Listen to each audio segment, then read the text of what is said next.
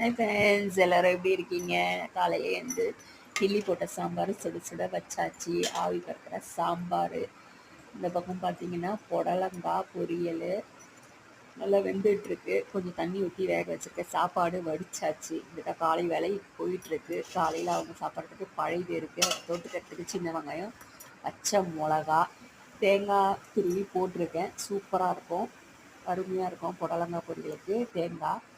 காலையில் நான் morning breakfast வந்து சுட சுட இட்லி அண்ட் தக்காளி சட்னி தான் தொட்டு சாப்பிட போகிறேன். சாப்பிட்டுட்டு ஏகப்பட்ட வேலை இருக்குது. மத்தியானம் லஞ்ச் பார்த்திங்கன்னா அதை கிள்ளி போட்டு சாம்பார், கொஞ்சமாக உருளைக்கிழங்கு சிப்ஸு, பொரியல் தொட்டு சாப்பிட்டுட்டு வேலை பார்க்கணும்.